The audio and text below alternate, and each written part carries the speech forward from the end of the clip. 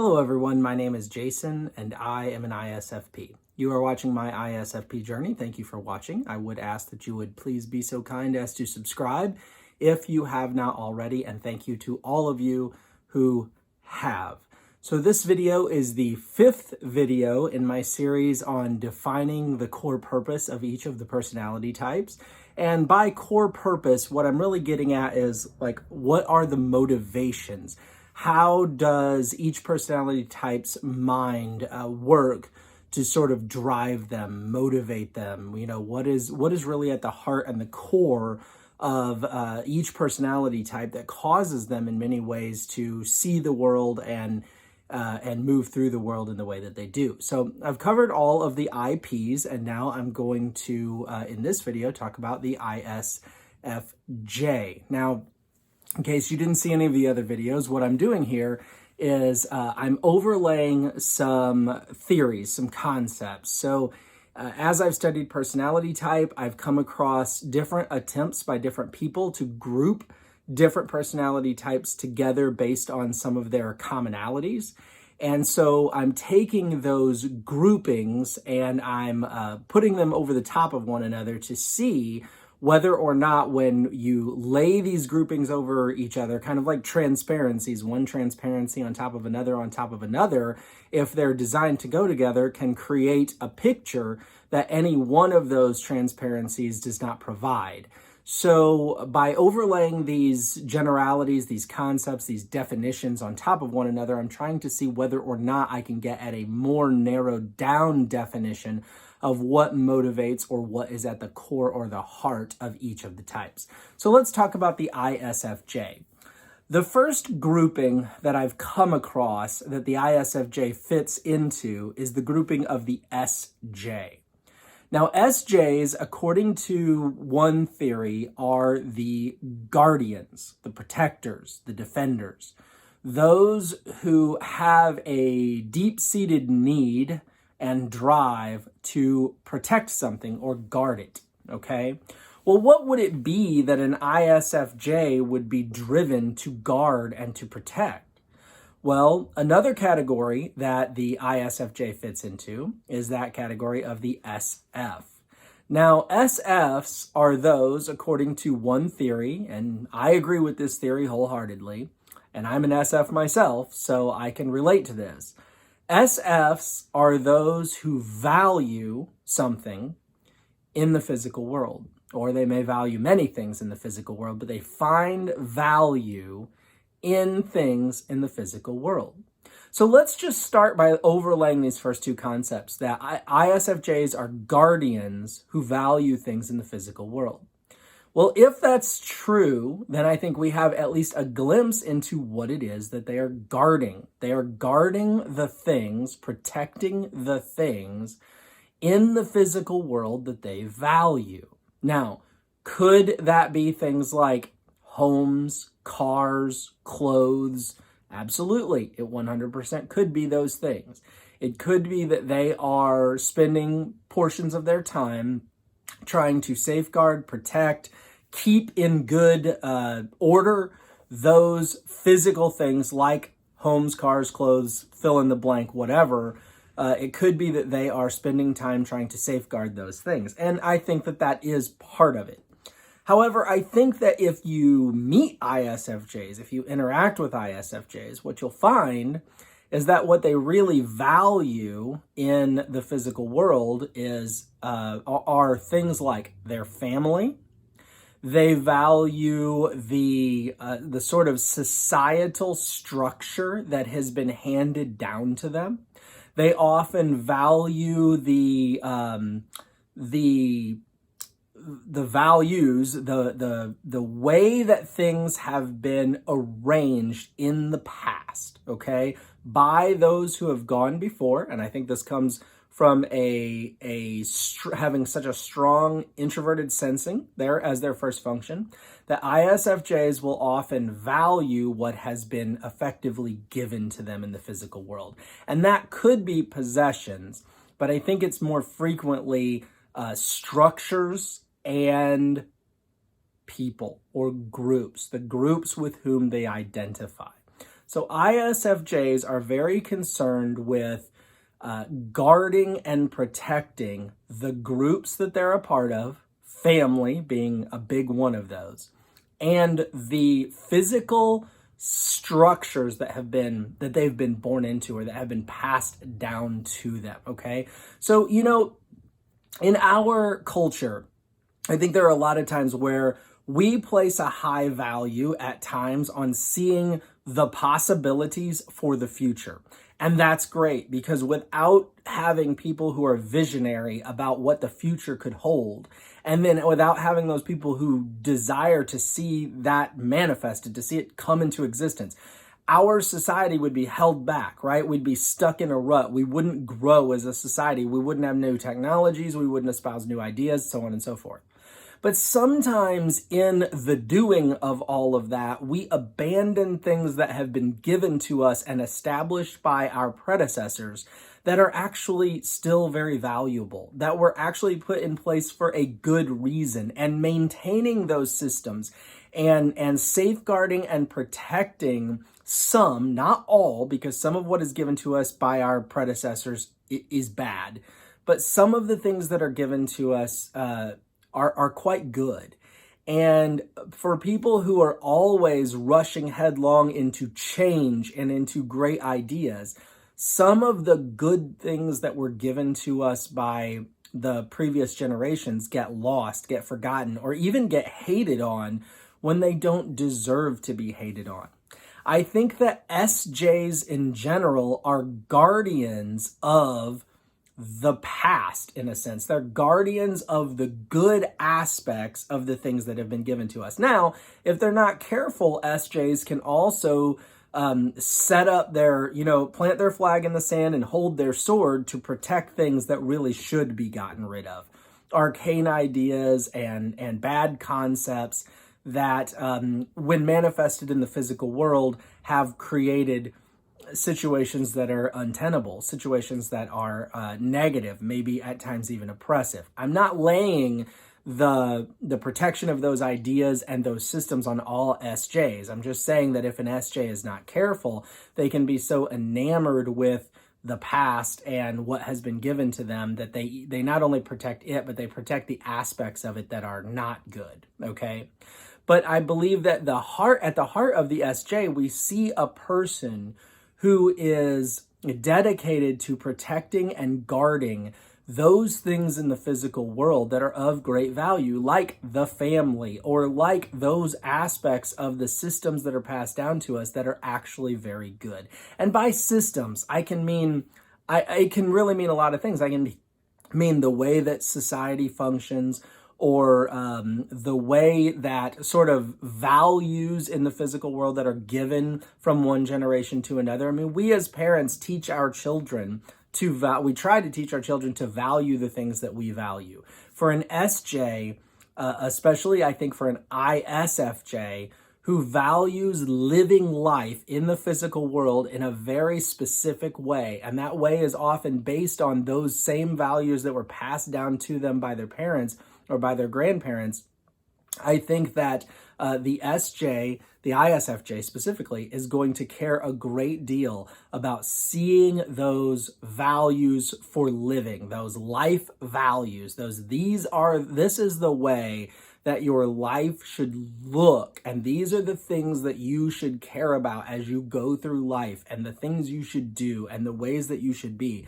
The ISFJ, I think, is going to care a lot about passing that on down to the next generation. Now, the final category that I want to look at that the ISFJ falls into is that of the IJ.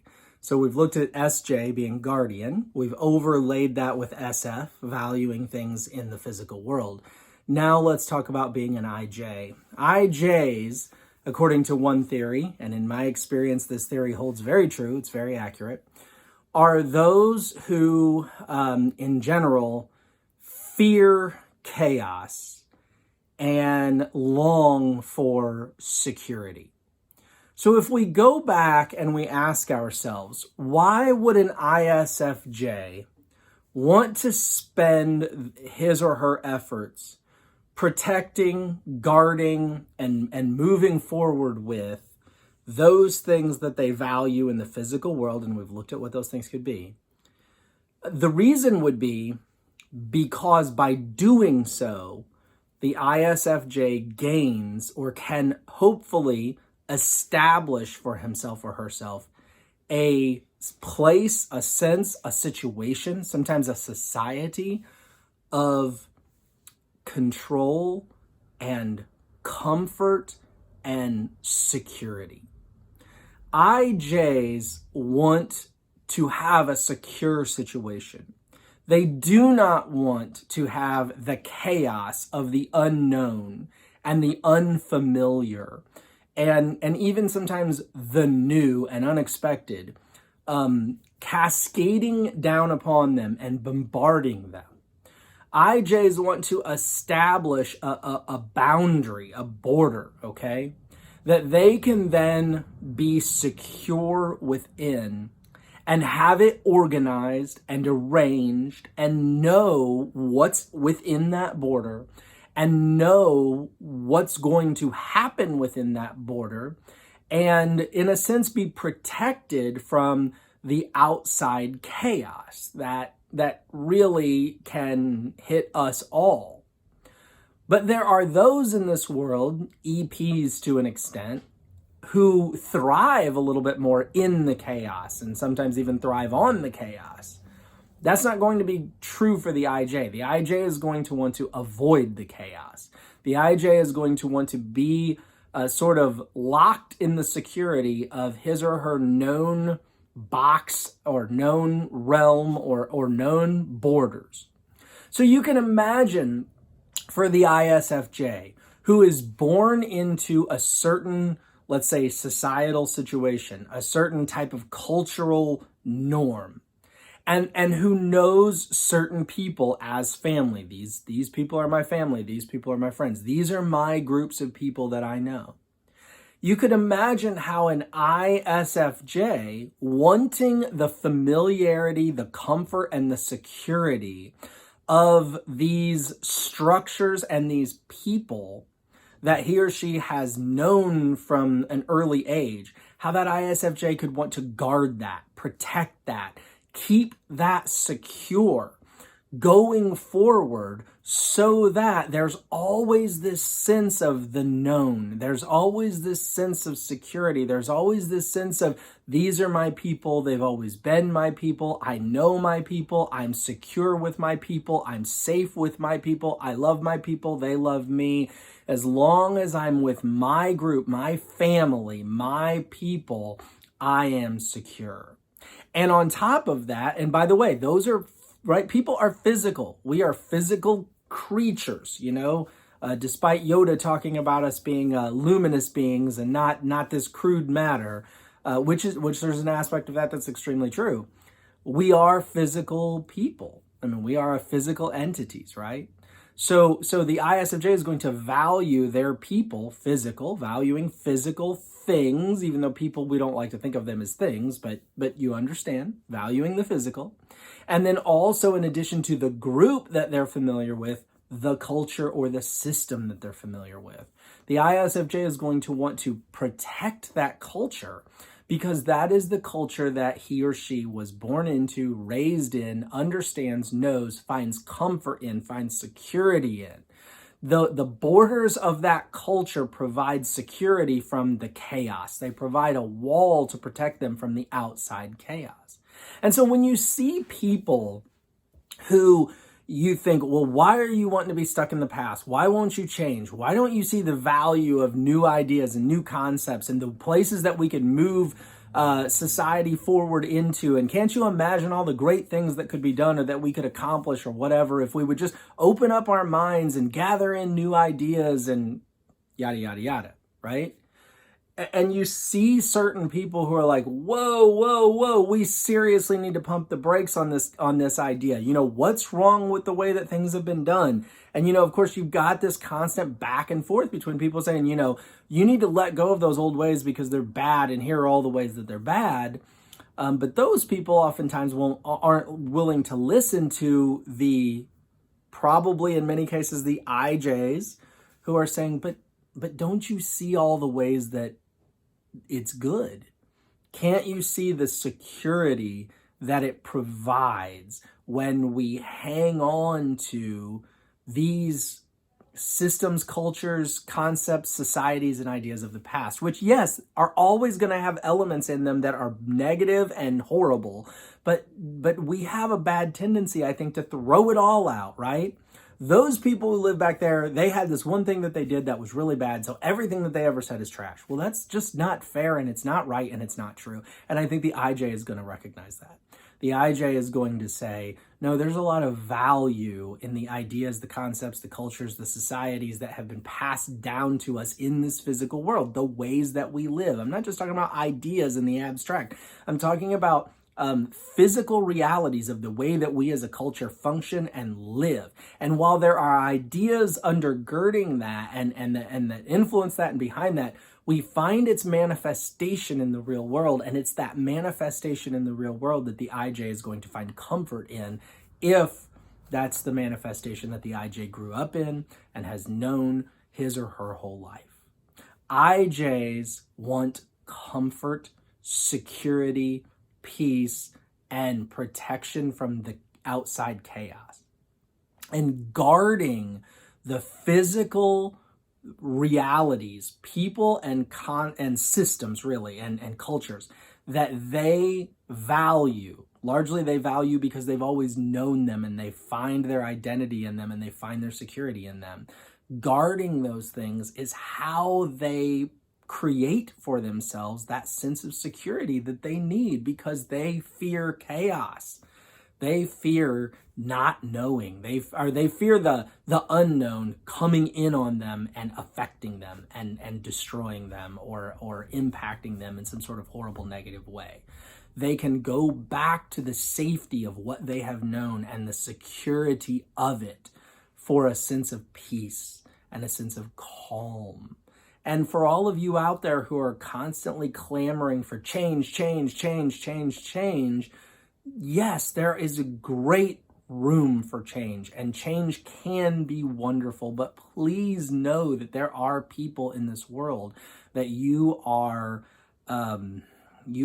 rocking their world in a very, very painful and negative way when you advocate for so much change that you won't allow them to bring with them even a measure of the comfort and the past that they need to provide the security that is really their core human need. You have your core human need, and if somebody tries to rob you of the ability to have that, it would rock your world. Why should you rob the IJs of their ability to have some security in their life by being able to protect and guard what they have known in the physical world that has provided them comfort throughout their whole lives? I hope that this is informative, educational, at least entertaining, if nothing else. If so, please give it a like. If you are an IJ of any kind, an ISFJ specifically, would you please comment below and just, leave me a little thought. Let me know if this resonated with you, if you agree, disagree, whatever. And regardless of what type you are or how you understand the world, would you please subscribe? And I would really appreciate it if you would do that. Thank you so much for watching today. I greatly appreciate you and the time that you've taken to watch and listen to this video. I hope that you have yourself an awesome day. Bye now.